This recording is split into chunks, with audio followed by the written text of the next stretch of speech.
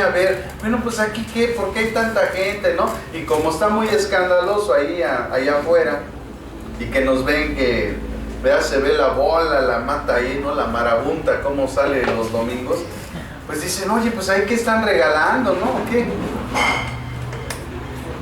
Y entonces mucha gente pues va a ver qué, por qué, ¿no? Y entonces tal vez se sentó, escuchó el mensaje y dijo, no, pues a lo mejor mi pastor predica mejor, a lo mejor, no, es que acá en mi iglesia como que hay más avivamiento, porque ellos traducen el avivamiento a emociones, y no saben que el avivamiento es arrepentimiento, es una actitud de dejar el pecado, eso es avivamiento, hermanos. Avivamiento no es que la gente ría, que se tire en el piso, que empiece con dones, no, hermanos, avivamiento es que la gente se arrepienta de sus pecados. Ese es el error. Entonces tal vez van allá y escuchan un mensaje de parte de su servidor y no le ven nada maravilloso. Pero ¿saben qué? El mensaje está produciendo fruto. Y cuando el mensaje produce fruto es porque está respaldado por el Espíritu Santo. Un mensaje, por muy carismático que sea, si no produce lo que tiene que producir, entonces no puede provenir de Dios, hermano. Ese proviene del ser humano, de los hombres,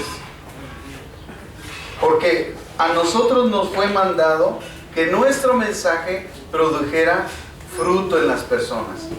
Yo lo decía un domingo en una predicación, si yo te enseño sobre el perdón, el fruto que yo espero y que Dios espera que se produzca en ti es que tú perdones a la gente. Si yo predico sobre el amor, el fruto que espero yo y que espera Dios que se produzca en tu vida es que tú ames a la gente. Entonces, cuando hay un mensaje que está produciendo en la iglesia, en cada uno de ustedes que diga, sí, yo tengo que perdonar, sí, yo tengo que amar, entonces estoy produciendo fruto, porque el fruto del Espíritu es amor, gozo, paz, paciencia, bondad, benignidad, fe, mansedumbre y templanza. Eso es, hermanos, lo que se debe de producir en ustedes. Y si el mensaje de Dios es muy carismático, muy alentador, ¡ah, qué bonito!, pero no produce en ti que tú te arrepientas, que tú perdones, que tú ames, ¿qué crees? No está cumpliendo el propósito de Dios. El propósito del mensaje de Dios es que produzca fruto. Por eso Jesús dijo, por su fruto los conoceréis. No dijo por sus dones, tampoco dijo por sus sanidades, tampoco dijo por su forma de predicar, dijo por su fruto. El Evangelio de Cristo, hermanos, lo que quiere es que se produzca fruto. ¿Qué pasó entonces, hermanos? Después de ver las características de Juan, dice que la gente acudía a él, escuchaba su mensaje y producía un fruto. ¿Cuál era el fruto que buscaba Juan? Arrepentimiento. La predicación de Juan tenía como objetivo producir en la gente arrepentimiento. Y entonces, ¿qué hacía la gente? Dice que ellos eran bautizados por él, por Juan el Bautista, y confesaban sus pecados. Entonces, el mensaje de Juan, a pesar de no ser muy carismático, ni muy emotivo, de hecho era duro, porque les decía generación de víboras, era un mensaje muy duro, porque él tenía que allanar el camino. Recuerden que cuando los sembradores van a sembrar, primero allanan el camino, hacen surco. Y la característica del mensaje de Juan era esa, hacer surco en la vida de las personas, porque atrás venía aquel que iba a poner la semilla. La semilla para que creciera una planta que después diera un fruto. Entonces la gente era bautizada. Pero aquí hay una cuestión importante en cuestión del bautismo, hermanos, porque el bautismo es una práctica común en el Medio Oriente desde la antigüedad. O sea, no es algo que estableció el cristianismo, es algo que ya existía el bautismo. El bautismo existe en todas las religiones. Existe en los hindúes, existe en cualquier religión, hay bautismo. De hecho, es una de las características de las religiones que todas tienen como fundamento de iniciación el bautismo. ¿Por qué? Porque el bautismo es un símbolo de purificación. Ahora, aquí hay algo bien importante, hermanos. Porque los judíos no se bautizaban. ¿Por qué no se bautizaban? Porque ellos eran puros. Porque en ellos estaba la promesa. Ellos estaban bajo el pacto de Dios. Los únicos que se bautizaban eran los prosélitos. Los gentiles que venían al judaísmo. Si un gentil quería ser judío, tenía que ser bautizado, porque era el símbolo de su purificación, porque el agua desde la antigüedad es el símbolo de la purificación. ¿Por qué Dios entonces destruyó por agua a la generación de Noé? Porque Dios estaba purificando el mundo y trajo un diluvio que mató a todo ser humano impuro, todo animal impuro, todo ser viviente impuro, y a través del agua vino la purificación. Y en un mundo purificado fue sembrada otra semilla, que fue la familia de Noé. Y a través de la familia de Noé se hicieron multiplicaciones, ¿verdad?, de esa semilla, y se hizo una nueva raza, una nueva generación, un nuevo grupo de personas a los cuales, ¿verdad?, Dios había considerado dignos, aunque por ahí salió otra vez otro pecadorzote, Cam, que ya traía la semilla del maligno. Entonces vemos nuevamente que Dios purificó el mundo a través del diluvio, y otra vez había en la semilla del corazón de uno de los sobrevivientes el mal. Y entonces el mundo otra vez se contaminó. Y otra vez creció trigo con cizaña. Y ahora la purificación va a ser con fuego. O sea, una destrucción total de toda maldad, de todo pecado y de todo aquello que no le agrada a Dios. La segunda purificación será con fuego. Una destrucción total del mal. Una generación verdaderamente limpia. Entonces, la gente se arrepentía. El fruto de la predicación de Juan era el arrepentimiento. Como consecuencia, la gente aceptaba ser parte, pero ahí venían ya los judíos. Entendieron que para ser parte del reino de los cielos, tenían ellos que purificarse. Por eso más adelante vemos que los judíos decían: nosotros somos hijos de Abraham. O sea, nosotros somos hijos del pacto, somos limpios, somos purificados. ¿Por qué limpios? Porque la palabra santo significa apartado. Entonces ellos decían: Dios nos apartó, nosotros no tenemos que ser apartados. Pero ellos tenían que ser apartados de algo que se llama pecado.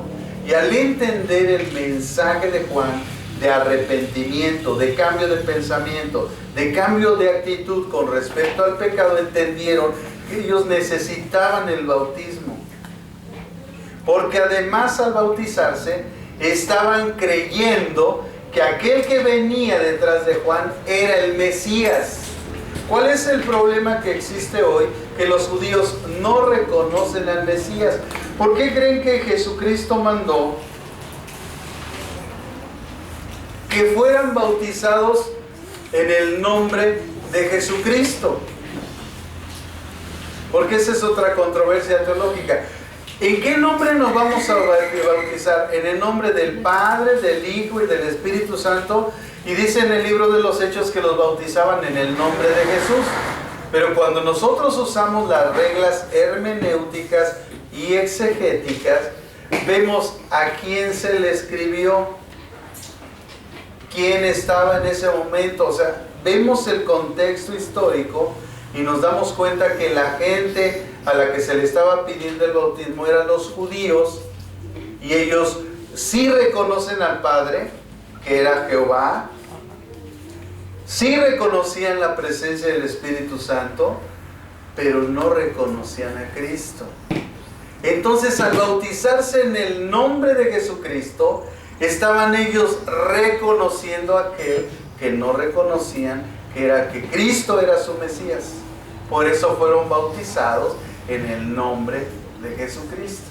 Y ahí se acaba toda controversia, por cuando Jesús dice, bautizándolos en el nombre del Padre, del Hijo y del Espíritu Santo, ¿verdad? Les estaba diciendo que los gentiles no creen en el Dios de Abraham, de Isaac y de Jacob.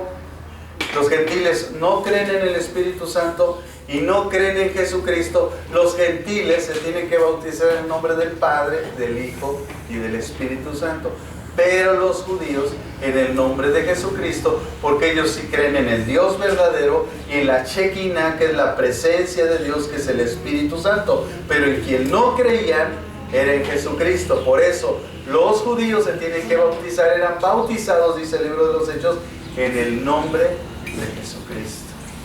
Era como un paso de obediencia. Exacto. Es un paso de obediencia y de sujeción, pero en el contexto que los judíos se les bautizaba en el nombre de Cristo, es decir, que ellos aceptaban a Jesucristo como su Mesías, que no lo aceptaban. Pero los gentiles, pues como no creen en el nombre de Dios, ni en la presencia de Dios, ni en Jesucristo, entonces ellos eran bautizados en el nombre del Padre, del Hijo y del Espíritu Santo, porque ellos no creían en nada. Ellos creían en sus ídolos, ellos creían en sus dioses, pero no creían en el Dios vivo y verdadero, no creían en la Shekinah, que es la presencia de Dios, el Espíritu Santo, y no creían en Jesucristo. Entonces ellos eran bautizados en el nombre del Padre, del Hijo y del Espíritu Santo. ¿Ven cómo entendemos, hermano? Y cuando nosotros leemos la Biblia, porque va a haber gente que va a decir, bueno, ¿y por qué lo bautizaban? ¿En qué vamos a bautizarnos? ¿En el nombre de Jesucristo o en el nombre del Padre, del Hijo y del Espíritu Santo? A ver, espérame, mira, los gentiles se bautizan en el nombre del Padre, del Hijo y del Espíritu Santo porque ellos no creen en nada. Y los judíos tienen que bautizarse en el nombre de Jesucristo porque ellos creen en el Padre, creen en la Shekinah, que es el Espíritu Santo, pero no creen en Cristo. Y al bautizarse en el nombre de Cristo están aceptando a Cristo como Mesías. Y automáticamente entonces ellos quedan bautizados en el nombre del Padre, del Hijo y del Espíritu Santo porque ya creyeron en Jesucristo. O sea que digamos que es un bautismo, por así decirlo, no es la palabra adecuada, pero tenían un bautismo incompleto.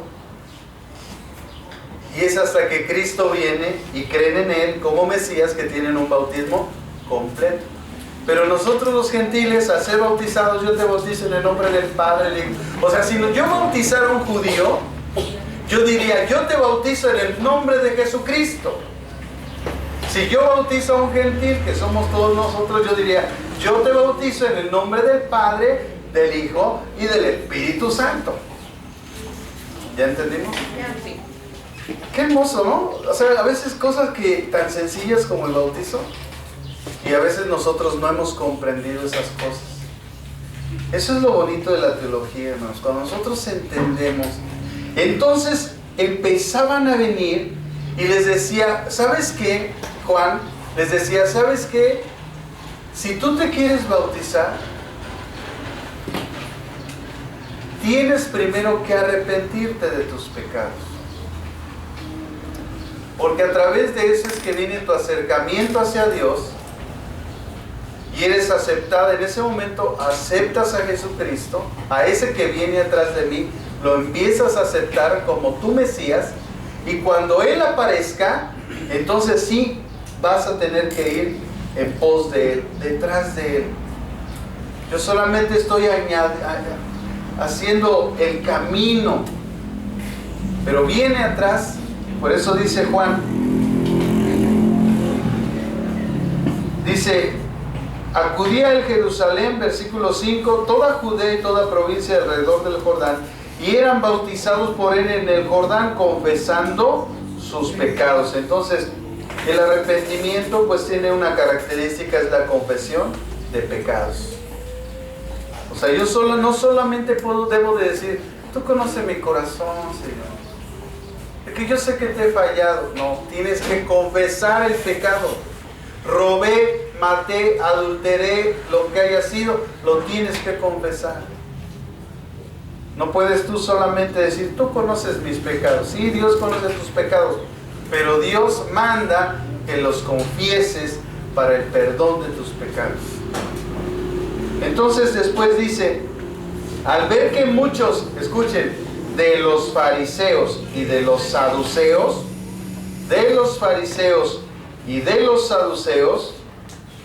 entonces nosotros debemos de entender, hermanos, que los fariseos y los saduceos eran un grupo de partidos religiosos. Además de ser partidos religiosos, eran teocráticos, judíos, que habían escalado esas posiciones a través de comprar la posición o a través de la influencia de sus amistades, porque cuando nosotros vemos a Caifás, cuando nosotros vemos a esos líderes religiosos que estaban en la antigüedad, y nosotros investigamos la historia de esos individuos, resulta que eran sumos sacerdotes y ni siquiera eran judíos, y que ellos habían comprado esa posición.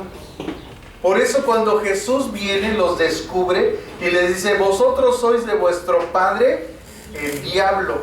O sea, el diablo ya se había metido en una de las posiciones de máxima autoridad de la iglesia de ese tiempo. Entonces, el diablo siempre ha querido tomar posesión de los ministerios y de las posiciones más altas de la iglesia. Por eso, si nosotros los líderes religiosos o los líderes cristianos no estamos atentos a la influencia que Satanás puede traer a nuestra vida y a nuestro corazón, nosotros entonces podemos, ¿verdad?, ser engañados. Y con lo primero que nos tienta el diablo, ¿con qué es? Con nuestra identidad. ¿Qué le dijo a Jesús? ¿Alguien recuerda qué dijo a Jesús? Si eres hijo de Dios. O sea, esa es identidad. Lo está tentando contra su identidad. Si eres hijo de Dios, ¿por qué le dijo eso? ¿Por qué le dijo si eres hijo de Dios?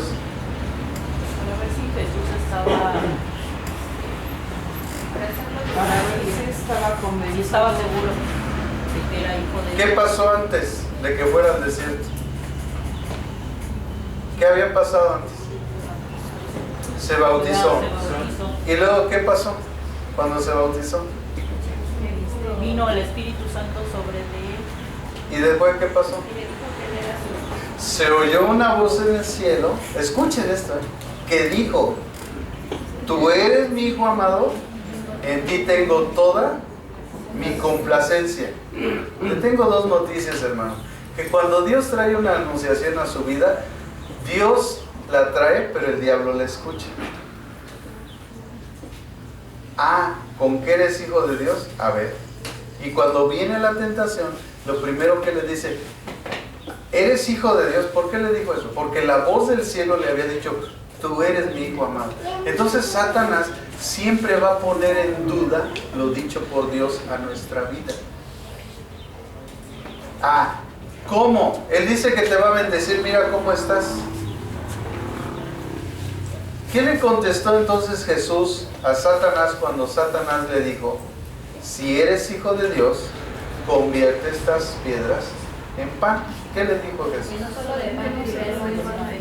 En pocas palabras, usó la escritura para contrarrestar esa tentación.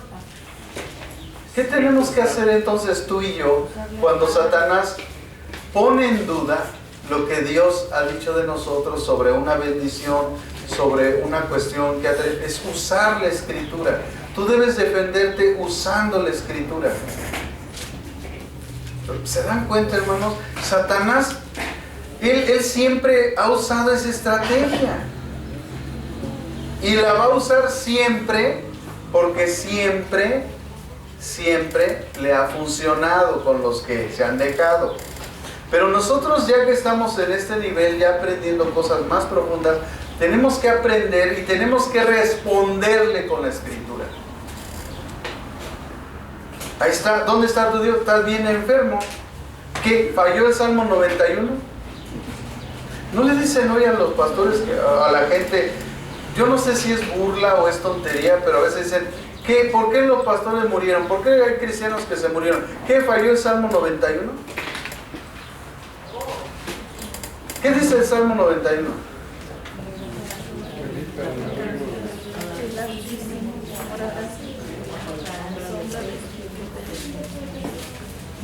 Salmo 91. El que habita el abrigo del Altísimo morará bajo la sombra del Omnipotente. Diré yo a Jehová, esperanza mía, castillo mío, mi Dios, en quien confiaré. Él te librará del lazo del cazador, de la peste destructora. Con tus plumas te cubrirá y debajo de tus alas estarás seguro. Escudo y protección es su verdad. No temerás al terror nocturno, ni a la saeta que vuele en el día, ni a la pestilencia que ande en la oscuridad, ni a mortandad en medio del día destruya. Caerán a mi lado 1000 y 10,000 a mi diestra, mas a ti no llegarán. Ciertamente con tus ojos mirarás y verás la recompensa de los impíos, porque has puesto a Jehová, que es mi esperanza, al Altísimo por tu habitación. No te sobrevendrá mal, ni plaga tocará tu morada, pues a sus ángeles mandará cerca de ti que te guarden en todos tus caminos. ¿Falló el Salmo 91? No. Porque entonces también falló con Jesús, ¿no? ¿Dónde está tu Dios? ¿Tienes hambre? ¿Tienes sed? Tal vez le dijo: te están muriendo ahí. No dice que con tus alas te cubrirá. O sea, Satanás le mencionó solo una parte del Salmo, pero al mencionarle una parte del Salmo, seguramente Jesús, es como cuando te hablan en sentido figurado, que te avientan una indirecta. O sea, te están diciendo una cosa, pero tú sabes que detrás de todo eso hay un trasfondo. O sea, Satanás lo que hizo es aventarle una indirecta, como diciéndole: ¿qué, Jesús? ¿Falló el Salmo 91? ¿No que te cubre? ¿No que te protege? Mira cómo estás, tienes hambre, tienes sed. No falló el Salmo, hermanos. Porque el mismo Salmo dice claramente cuál es el propósito. Fíjense lo que dice en el versículo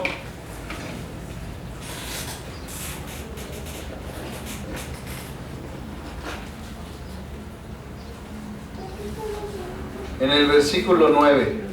Porque has puesto a Jehová, que es mi esperanza, al Altísimo por habitación, al Altísimo por habitación.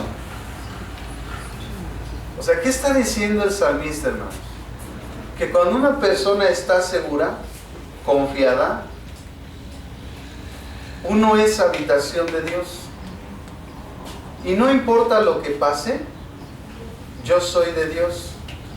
Entonces, ¿falló el Salmo con la gente cristiana que murió, con los pastores que murieron? No, porque a través de esa prueba, ellos demostraron por su fe y confianza en Dios, porque ellos confiaron en Dios hasta el último momento de su vida, aunque murieron, esa confianza les dio la gloria.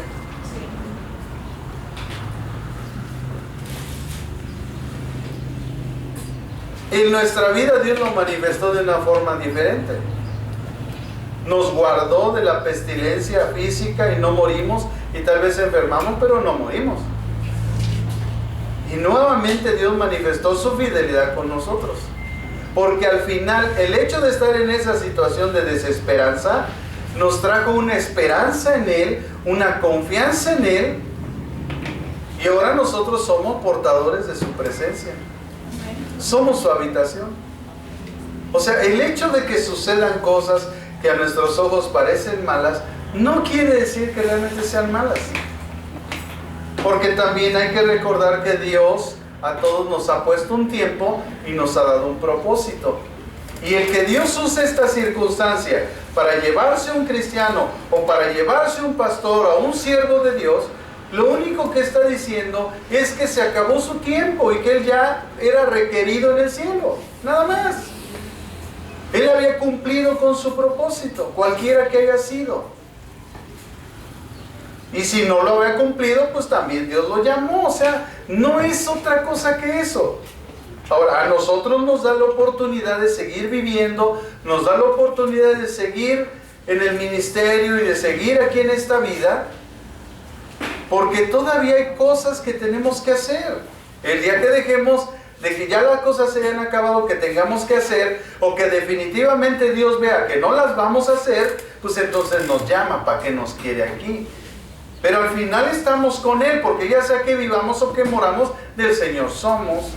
Entonces, a veces para nosotros las cosas que en nuestra forma de entender es una tragedia, para Dios lo único que es que se cumplen sus propósitos. Y yo le aseguro que la gente que falleció en Cristo llegó allá arriba y se dio cuenta, recibió, ¿verdad?, los galardones, recibió los aplausos y todo, y ya terminaste. Y nosotros aquí en la tierra estamos pensando, a mí se me hace que había un pecado en él. Dios lo castigó. No, ya entendí por qué andaba en esas, ¿no? Sí, hermano. Fue la voluntad de Dios, pues entra también la soberanía de Dios. Exacto, fue la voluntad y la soberanía de Dios. Así se traduce, simplemente. Pero no por eso nosotros vamos a decir, lo castigó Dios. No, sí, yo creo